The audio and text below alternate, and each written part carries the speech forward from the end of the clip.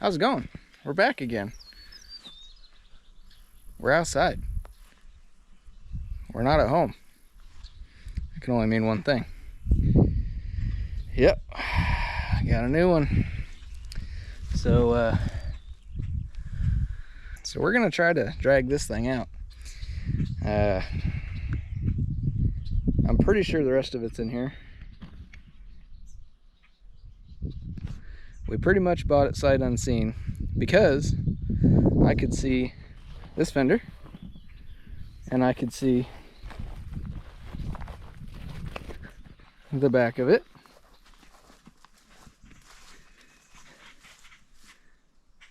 And those two things look pretty rust free. And there's an engine in it and a transmission in it. So it'll be fine, right? Needs tail light. But yeah, we're gonna try to cut our way into this thing and drag it out. Let's get to it, I guess.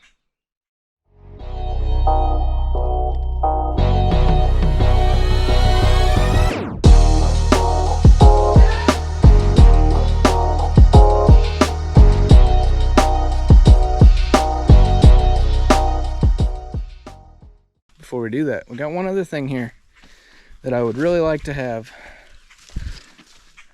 but is not a thing yet, and I don't know if we will end up with it or not eventually. It'd be cool if we did. But y'all watch Cletus, I'm sure. You know Lumberjack? It's his long lost cousin.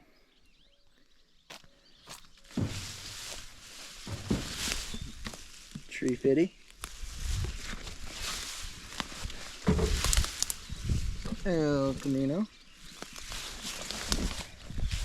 And this thing is pretty dang clean.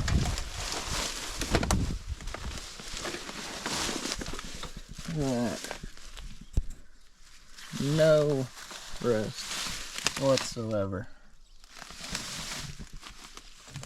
Except for probably some in there, because that is standing water. But if we get to it quick enough, might not be, because if it's standing, it means there's not a hole. Don't know.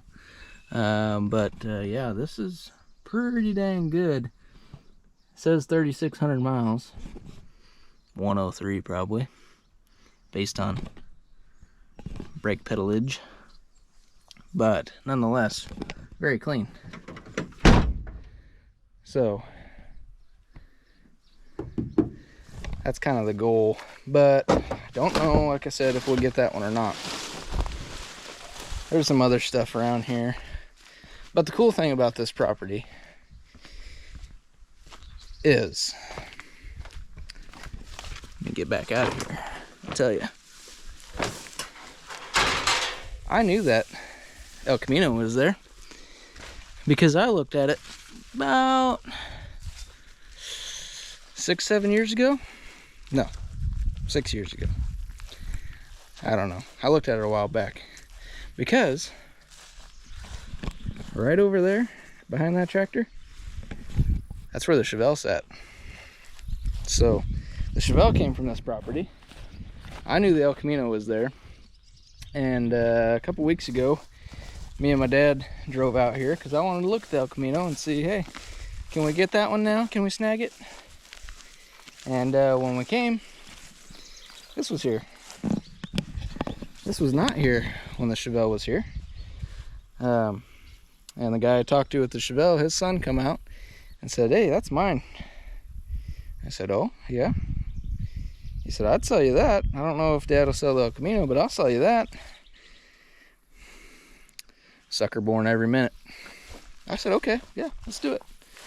There's a little bit of a ding in this fender, but otherwise, I mean, the grill's obviously trashed. I don't know what year this is, 85 to 87, based on the grill, maybe. I don't know.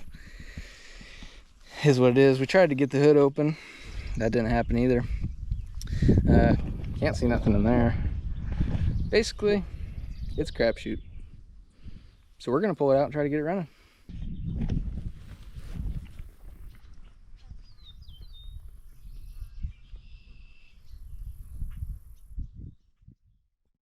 couple days later, got Dad here, father-in-law's here. I'm gonna drag this thing out. So I think the move is we're just gonna hook a chain to it and drag it straight out, because I'm not walking in there to try to put it in neutral or anything. We're just gonna drag it out here and go from there.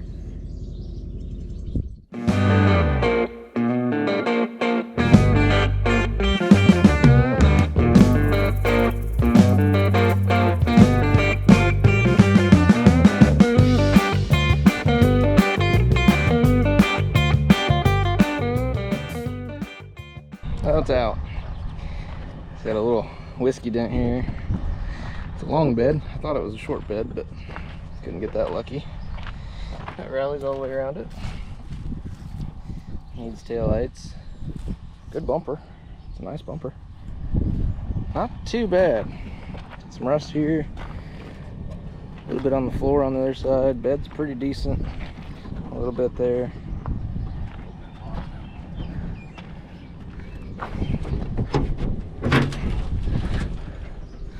Nothing in there. Drill bits.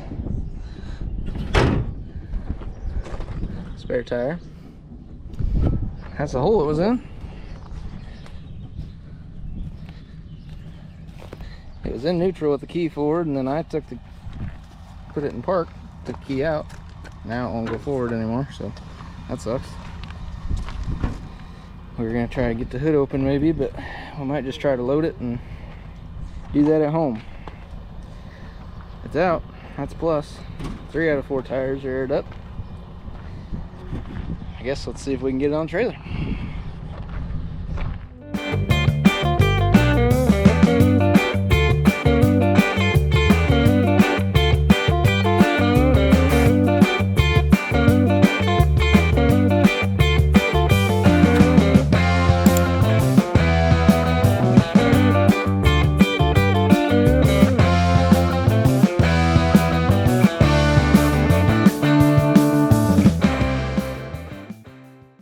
Well, we got it loaded up. Went pretty smooth, to be honest. Again, huge thank you to Larry and my dad for helping with that. It went a lot smoother with a couple people. So yeah, we're gonna get back home, see if we can't turn this thing over, and go from there.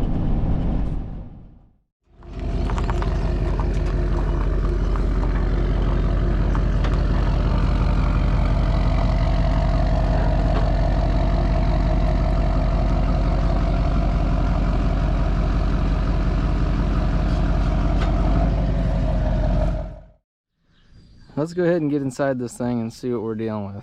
Albeit very dirty, because this window is broken out. And we got some nice green Alcantara here. Oh no, that's moss. Okay, that side looks good. Seats not terrible. A little bit of stuff here and there. One little floor vent right there. Rockers aren't bad. This cab corner's pretty decent. The other side's gone. Dash doesn't look terrible. This was the original truck color. It has been painted. You can see that in the in the engine bay on the fenders here. See, used to be that light blue color over there. We repainted once dark blue. Yeah, Larry climbed under here to strap it down and realized that it's got a junkyard rear end in it. That's a local junkyard marking there. Does not have rear shocks. Don't know why. Don't know where they went. Doesn't have them. Single exhaust. Still has the cat and a muffler. Looks like some type of glass pack or something. But that's all there. Dual tanks. Doesn't look terrible under here. I mean, it's scaly, but otherwise it doesn't look too bad. So yeah, I think this drama's locked up because of the way it is. But that tire did take air. It's got a big old chunk out of it right there. So it's junk, but it did take air. So yeah, it's kind of where we're at with it. Well, I found a little snake buddy hiding in there, and he went down the fender. This thing's either wore out or just happily free. Oil looks really good, smells brand new, so they must have just changed oil before they parked it or something. Thinking it probably has a transmission leak because I got a quart here. I got 2 quarts in the cab, so that's neat. Like I said, AC truck, got all that. All the components are there. Maybe the AC will work if we charge that up. I don't know. Let's see. Got water in it. Some, not much. Like I said, 305, 5 liter right there.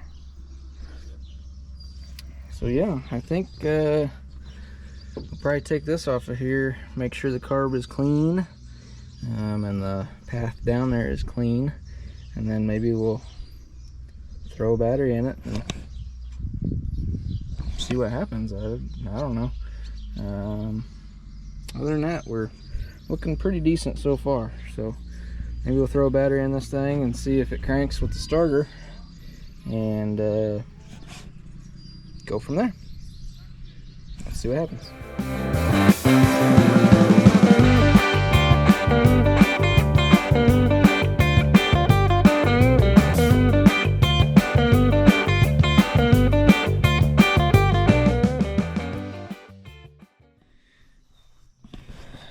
Well, we got her home. So it's been a long weekend, long day. Got the little guy to bed early because it was such a long day.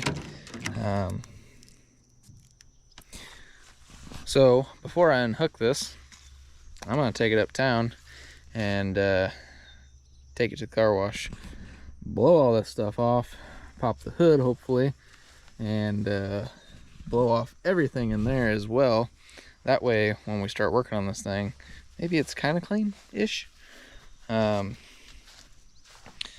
Ideally, we need to scoop out the bed with a shovel before we do that, but we're not going to because it's almost dark and I ain't got time for that. So we'll do that a different time. But we will not wash this, we will wash everything else. And then once we get it all scooped out, maybe we can just spray that down with a hose, you know. But get this thing as clean as we can. Obviously we won't worry about the inside, but we'll try to get under the hood, get all this stuff off, and just see what we really got happening here. Get the wheel wells clean, you know, just clean it up and see what we're dealing with. That way we can really assess this thing and go from there. So let's get into town.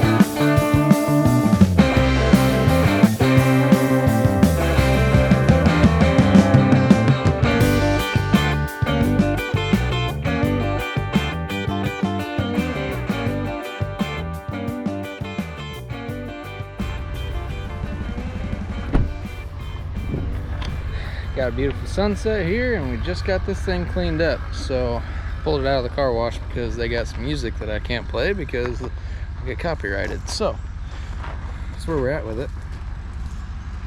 It's a lot cleaner than it was. And cool thing is, since we got the hood open and I curled it up, now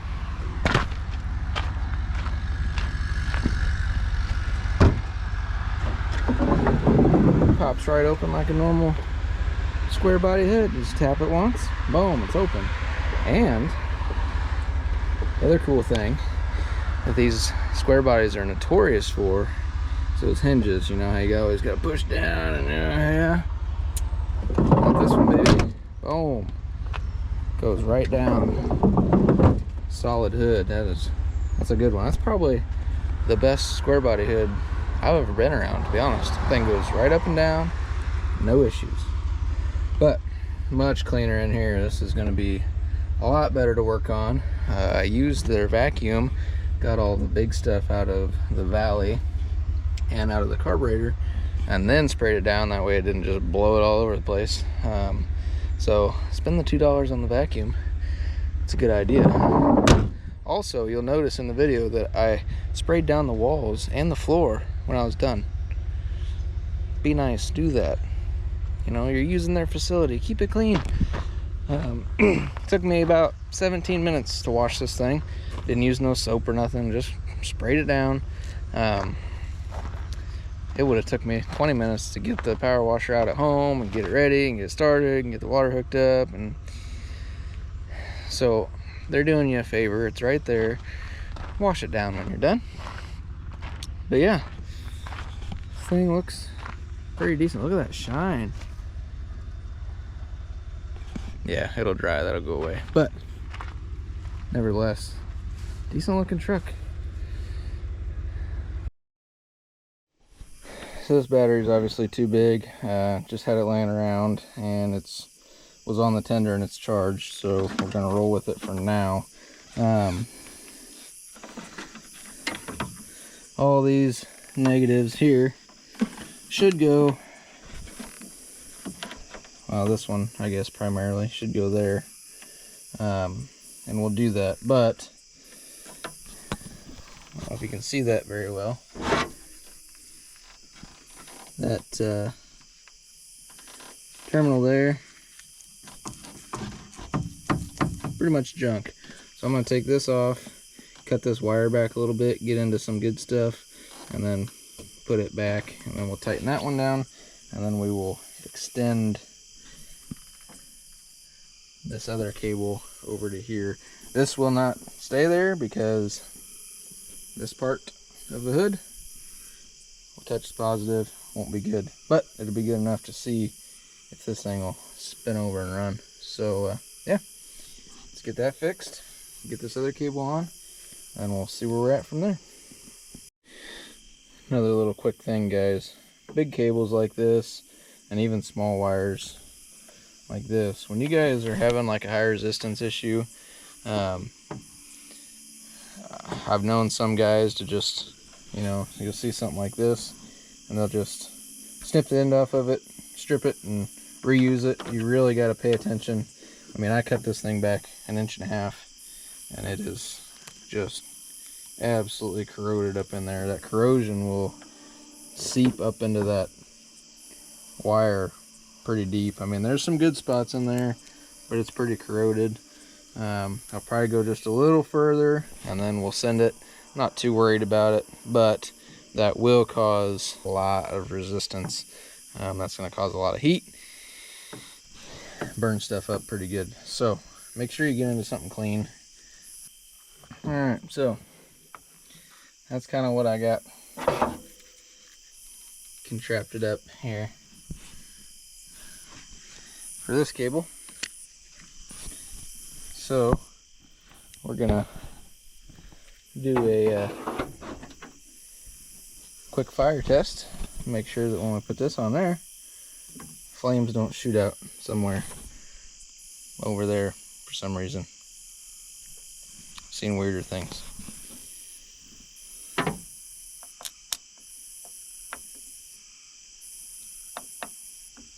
Got an initial spark, but nothing now. Wire's not getting hot. We need to probably zip tie this up off of stuff because that will cause an issue. Be right back. Alright, so keys forward. I got nothing. However, we do have headlights. So let's do a little light check. Broke. Hey, got stuff happening over here. Okay, okay.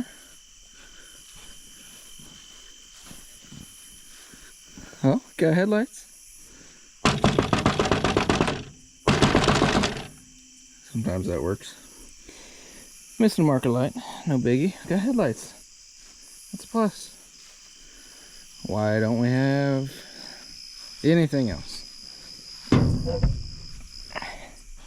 No dash lights, no nothing. No crankage.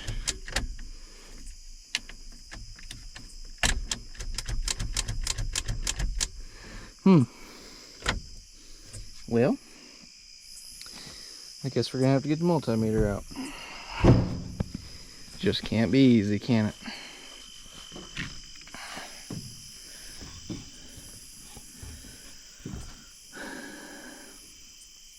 Oh boy.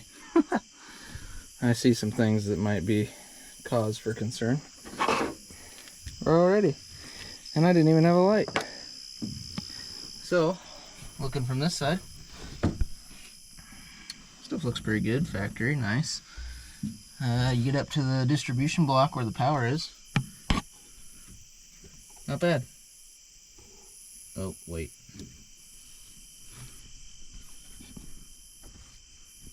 Nice. So we got wiring concerns with a bunch of cobbled together power wires. Awesome. I guess we will get the meter out, see if we got power up there. If we do, maybe we'll fix that stuff, see if that helps. And then go from there. I was hoping that we would just get some fire out of this thing. I can literally see down to the starter, and the cable's on there, and the wires coming off of it are literally right here, and they go all the way up. They're just laying there, so shouldn't be hard to diagnose. However, it is dark out here. It is very sticky out here. It's hot. Probably should have just pulled it in the shop. But we're here now, so multimeter it is. And see if we can get voltage to inside the truck. If we can do that, it'll crank. It'll run. Well, guys, I think I found kind of the issue here. This wire was going to the bulkhead up there. When I would give that power with this little doodad, it spark and arc and smoke and do all kinds of things. So I isolated that wire and turned the ignition off. Doesn't spark and arc and all that stuff. So it's either the ignition switch or something there after the ignition switch. So kind of trying to run that down right now. But while I was looking at that little junction block, I seen something that kind of caught my eye, and it's gonna call for a little bit more investigation. So I don't know if you can see it very well, but that sticker right there says Goodwrench 350. This is supposed to be a 305, so maybe we got something good hiding in here? I don't know. I mean, better than a 305, I should say. But what we're gonna have to do eventually, if we're really gonna figure it out, is either try to see that casting number back there, or take the alternator off and read the pad on the head surface of the block and see what the numbers say on it, if anything. See if it matches this truck or not, and then go further. It's really not a huge deal either way. If it runs 305, 350, it ain't gonna make much of a difference. It's kind of whatever. It's gonna be a pooch either way. But that's kind of neat. So we're gonna keep on tracing this wire, hopefully, and see why it is arcing and sparking with the key on. Got something happening somewhere. It's probably in that mess down there somewhere. It's not looking good. It's looking like we might have to get it in the shop, just for light purposes and air conditioning purposes, you know. Why not? So yeah, we're gonna keep going for just a little bit out here tonight. If we don't find anything, I'll hang it up and then we'll come back out tomorrow. Maybe get this thing in the shop after work, get it cooling down, try again. We'll see. Well, sometimes you just want progress. Now is one of those times. So didn't find anything right away on the ignition side. I want to hear it crank, at least to know that it cranks before we go diving into more stuff. So what I did, the wire that I had hooked onto the cable that I was sparking against that wire over there, I reached down and put it on the starter exciter wire, and we're gonna tap it onto the positive cable here, see if this thing even spins over, because I want to at least hear it crank before we deal with diving into this thing, you know. So see what it does. Hey,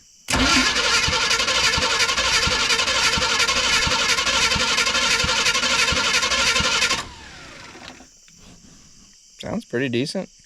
It doesn't really have any gallop to it. There seemed like I heard one little, I don't know, see if you can hear it.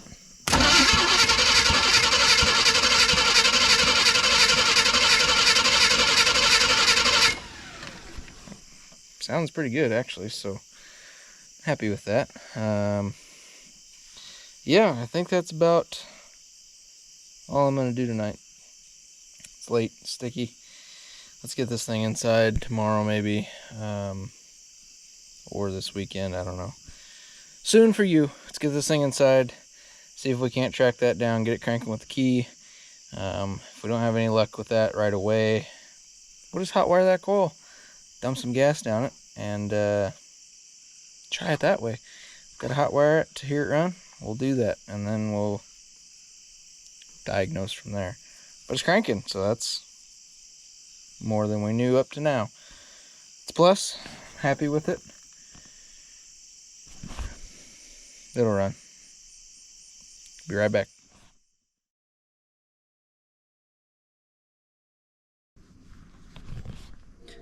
We're back, and as you can see, it's inside. So the other night we did some sketchy maneuvers, got it off the trailer, and then actually after we got it off the trailer, I raised the back end, took this tire off, and beat on that drum like it owed me money. Got that freed up, that way we could push it down in here without making a big old line in the gravel. So got that freed up, pushed it down in here. Realized that once I pushed it so far, I wouldn't be able to get under the dash because I wouldn't have enough room with the door and the lift. So we pulled it back forward just a little bit, and here it is. The only thing I've done since then is this thing had every factory vacuum hose that you could think of on it, and it is now all in the trash. So cut out all the evap stuff and everything, just took it all off there. The only vacuum hoses I left were power brakes and the vacuum advance, because that's really all you need. So got that all off there. Biggest thing right now is I want to unplug the HEI and see with the key forward, do we have power there? If we have power there, we're going to try some fuel and see if this thing will fire. So right now, this wire here, which is a battery positive wire that goes into the cab, there's two of them. They both go to the key switch. That one, if you hotwire it, basically, it sparks with the key in the forward position. With the key off, it doesn't spark at all. So something after the key, but before the fuse box, is grounding, because all the fuses are good. So it's got to be between there. But if we have power at the distributor, we can try to get this thing running with the key forward. The steering won't be locked up and all that good stuff, so we could still drive it if we needed to. It just won't send power to the crank wire. So we can jump it over here. If we have power at the distributor, it'll run until you turn the key off, like it should. But I'm wondering if it's on the other leg and it doesn't have power at all, because we do have lights. So the one that is going in there is working through the key switch, but something somewhere is rubbing. The only time I got to look was out there. It was dark, wasn't ideal conditions. So that's where we're going to start tonight. I'm going to go ahead and dive under there. It's going to be dark under there. You're not going to be able to see.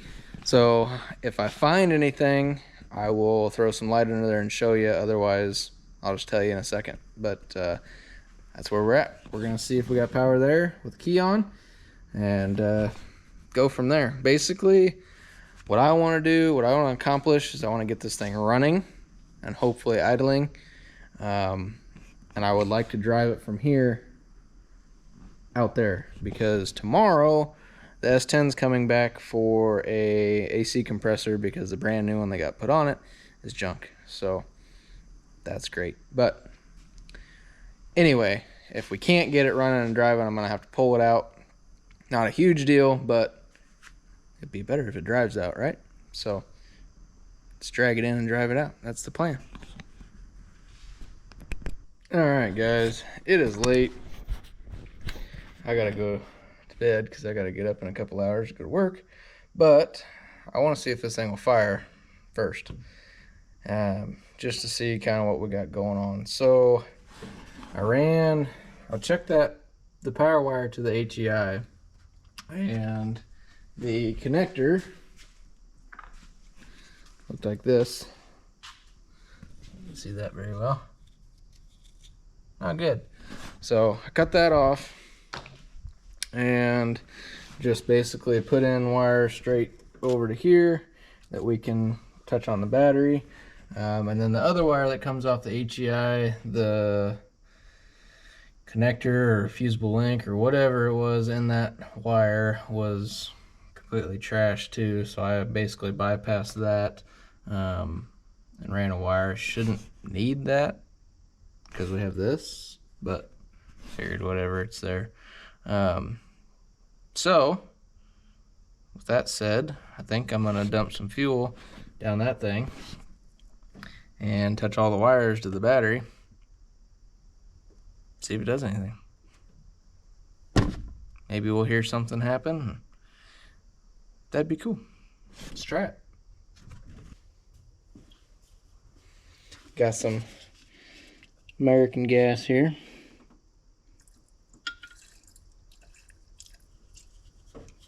That ought to do something, I guess.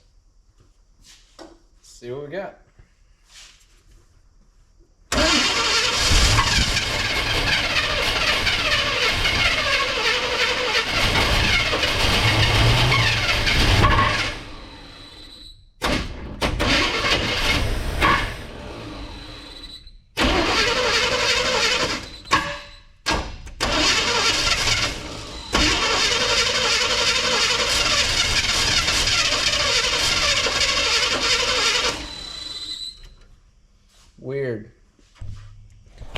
So, as you heard, and I don't know if it, well,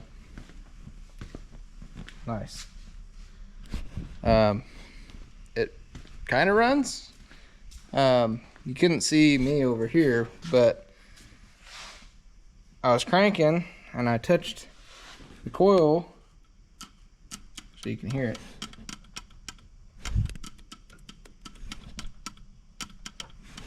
I touched the HEI to the positive at the same time I was cranking it, and it didn't do anything. And then as soon as I didn't know if maybe I had a bad connection, so I tapped that a couple times. As soon as I pulled it off, it fired, had spark. So I just sat there and kind of poked at it, and every time I would take it off, it would get sparked. So something in the HEI having some weird issues, I don't know. But it does run. That's cool.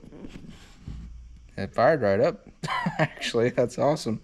I didn't take the cap off or any plug wires or nothing. Usually, if it spins over, I usually just start cranking and put some fuel in it, because it's the best way to know if you got spark or not, instead of trying to look at a little spark down here or something.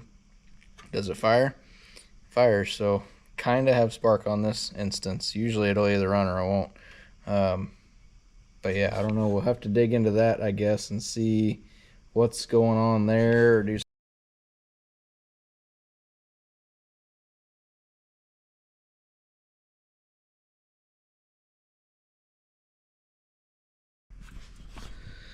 Alright guys, like I said, put that new cap and coil on there. Same issue, we just went over that. Today, I grabbed a new ignition module for the distributor.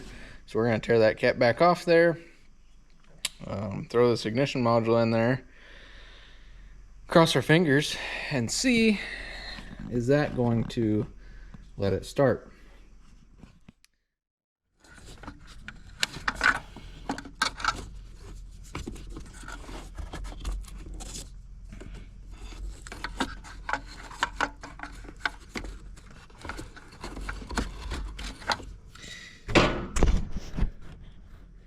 You guys ever get back from somewhere and then go out to the shop only to realize you're wearing your good hat and you're rubbing it all over a nasty truck? Yeah, me too.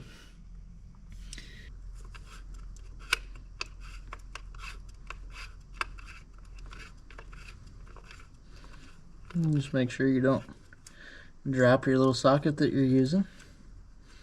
That wouldn't be good.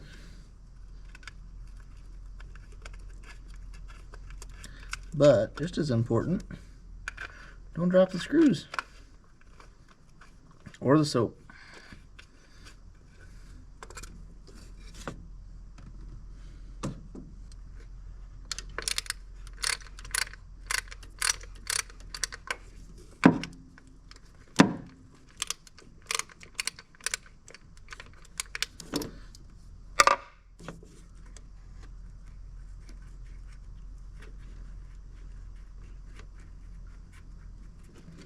Oh no.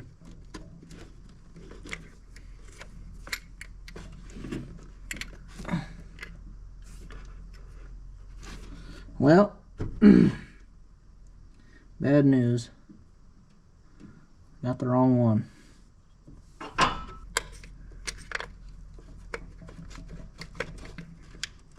It wasn't even an option when I looked at them. Well, that one's made in Hong Kong, so that's neat. But yeah, this was not an option. Yeah, they're even shaped different. That's weird.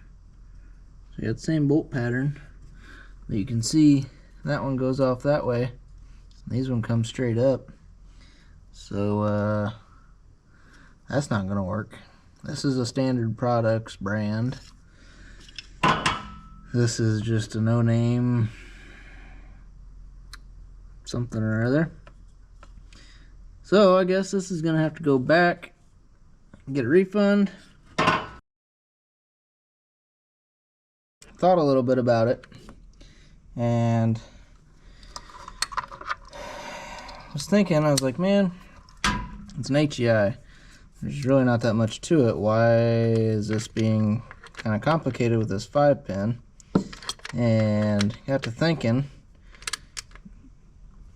these 5-pins had an external module basically that ran off of a knock sensor with some of them, and I think there was some other options, but usually like a knock sensor or something that would retard the timing if it got knocked, basically. So it doesn't really need that, and I already have the 4-pin ignition module, so why, you know, waste more time and try to get a 5-pin and take this one back and all that good stuff when I can just bypass that external module. So that's what we did. The connector, unfortunately, well, the external module side is still fine, but in the distributor, this module kind of got destroyed.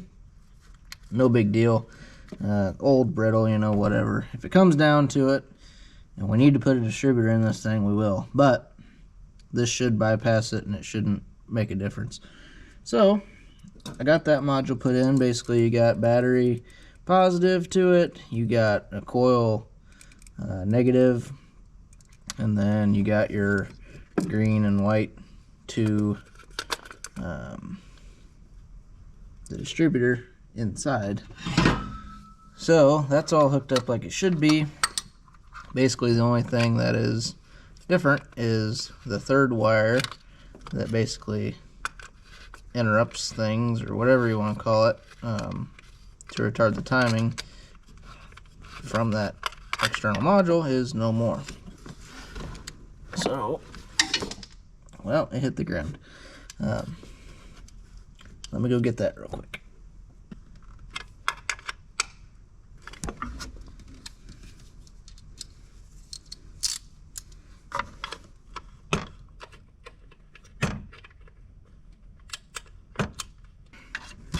Throw the cat back in.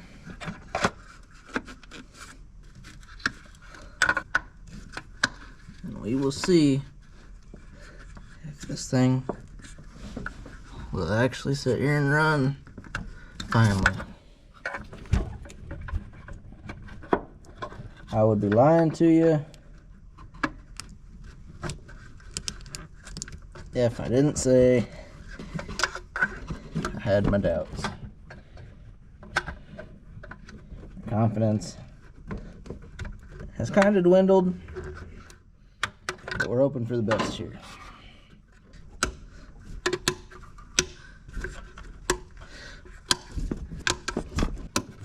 These wires are not great. There's some worn spots that have been rubbing on stuff, like this one right here, but they're good enough for me for now. So got the battery hooked up. We'll show you it cranks.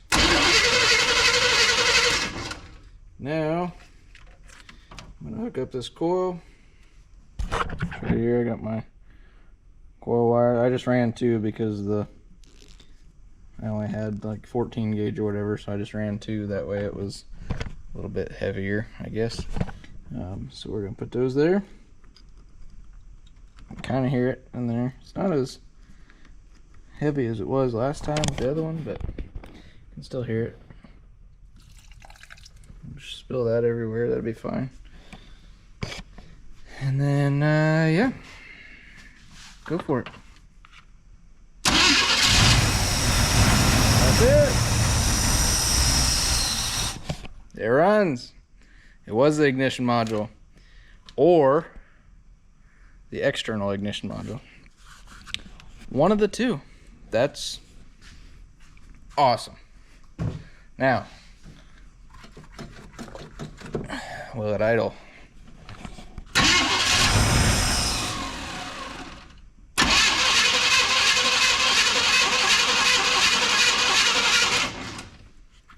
I wonder if I can fill the bowl somehow, or do we just hook up a fuel line to this and fill the bowl that way and see if it'll run.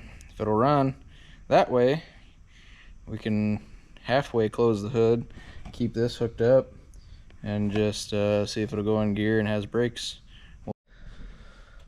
Alright, so got the fuel line off. Got the fuel line off down to pump. That way, in the odd case that it does finally pick up fuel, if there's any in the tank, it doesn't spit it out of here while it's running. That obviously wouldn't be ideal. Got a little electric fuel pump hooked up and into the fuel jug, and we got the wires hooked up, both red of course, because that's what I got. Got ground and ground, so we're gonna go ahead and try to pull some fuel up here and see if it just pukes out and we're gonna have to bang on the carburetor or not. Probably gonna have to.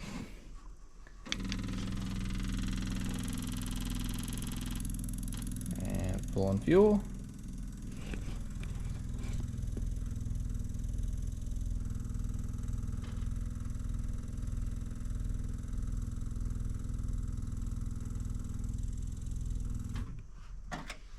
Okay. Surely there's fuel up there.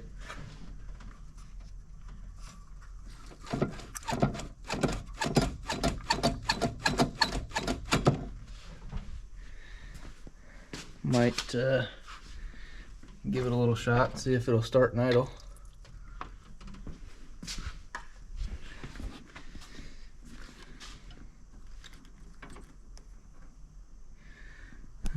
Start wire.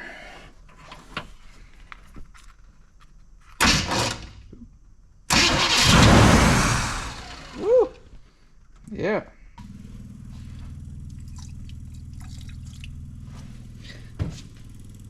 This carburetor is super dirty, so likely that it's probably not gonna idle.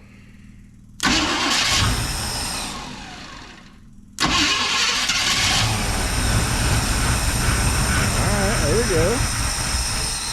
Just thinking about it.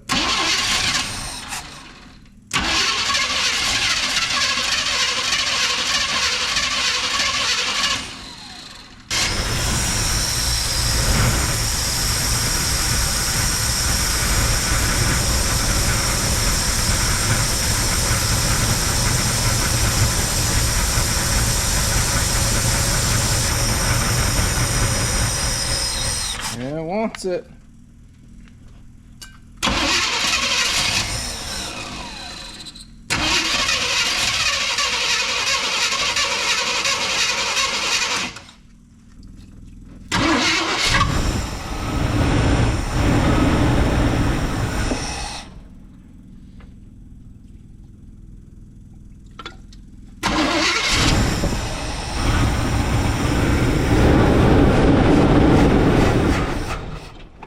It wants it, but the carburetor is just not doing the thing.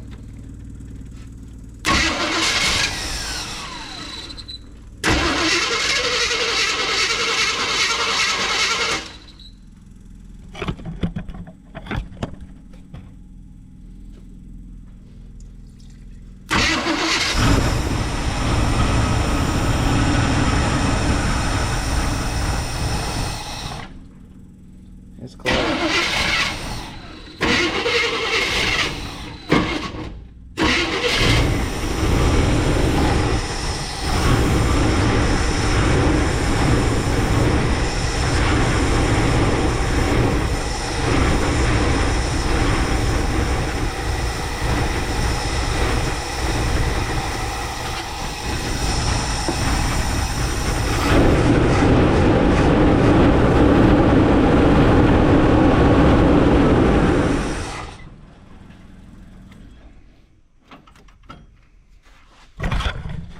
Well guys, I think that's gonna do it for this episode. It runs, we know that it runs pretty good. There's no ticking, no noise, nothing like that, so I'm super happy with that. A little bit of smoke, nothing crazy. A little bit of stuff. It is quiet. Like, this is quieter than anything I own, which isn't really that hard, but it's pretty quiet. So I'm super happy with how it runs, to be honest. As for carburetor, I got a whole bunch of half torn apart quadrajets. I could probably piece one together and throw on here and try, or I really don't want to do it, but I could if I need to. The 2-barrel that was on the 350 that was in the Chevelle, that thing was mint. It had no problems. I never touched it from the time I revived that car to the time that engine came out. I never even adjusted the idle on that carburetor. That thing was awesome. My plan with that engine was to build it up and keep it a 2-barrel 350 or 355, whatever we ended up building it up to, but keep it a 2-barrel and make it as nasty of a 2-barrel as we possibly could. Talking dirt track 2-barrel, you know, you run it on the street and people go, what is in that car? And when you tell them, oh, it's 2-barrel 350, they look at you like crazy. That was the plan with that, because of how good that 2-barrel ran. So a couple options I think I got here. What I'm probably going to do first, and it's not going to be right now, this is the end of this episode. What I'm probably going to do, I'm probably going to take that carburetor off, take the bowl off at the very least, see what we got going on. Clean the inside. I mean, it's I don't know if you guys can see in there. It's a mouse house bad. Like, there's stuff in there. There's a corn kernel in there, and I left it in there because I didn't care. That's how dirty the inside of that was. So there's a good chance the air pulling past them Venturis, the fuel just can't come out of any of the ports. That's probably the only thing wrong with it. So what I'm going to do is I'll probably take that carburetor off, take the bowl off, clean everything I can. Hopefully the gaskets are all okay. If I need to get a gasket kit for it, I will. Put it back together, slap it on, should be fine. That's kind of my plan. Unfortunately, without it sitting here idling, I'm not going to be able to test the transmission or the brakes. So I'm going to have to do the carburetor before we can do those two things. But good thing about that, I am going to pull this thing outside, pull the carburetor off of it out there. I can rebuild it right here, slap it back on. We can put this fuel system on out there, test everything out there. We don't have to do it in the shop, tying up the lift. So that's the plan with this. This thing runs. It sounds great, to be honest. I'm a little worried about the transmission. I'm super happy that the ignition module fixed the spark issue. But yeah, this thing sounds good. It's quiet, no lifter noise, no nothing. So I assume we had pretty good oil pressure. We still do have the wiring issue inside of the cab somewhere with that battery wire. So we need to figure that out. But other than that, this thing's shaping up pretty good. It's rough. It's a farm truck. You know, what do you want? But I'm happy with it so far. So yeah, that's the plan. Thank you guys for watching. It's been a while since we've done a revival. I love revivals. Seems like you guys do, because they always do the best on the channel. I want to do more of them, but at the same time, they don't really make me money. So if more of you subscribe and watch, I could do more of them. Just saying, not pressuring you.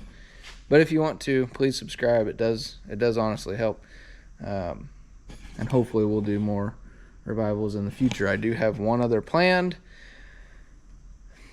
Haven't gone to get the truck. Haven't had time, to be honest. So we will try to do that maybe in the next couple months. Once this one's gone, maybe we'll try to get that one back here and start going on it. But before then, this has got to get out. S10's got to be done. We got to get the Nova done and out, and we got to get that Apache cut down, and we got to get it started because we got people wanting swaps done. And those are the money makers. The Apache will be okay. It's a lot of work, but that'll be a fun one. But yeah, we got big things coming. I've been talking to people, and they want some cool stuff done. So hopefully we can get a bunch of this stuff done in a timely manner to get content out to you, to help us here personally and business-wise, and keep things rolling. So thank you guys again for watching. Like, subscribe, share, do all this stuff if you want to. If you don't, hey, thank you for being here. We will see you very, very soon.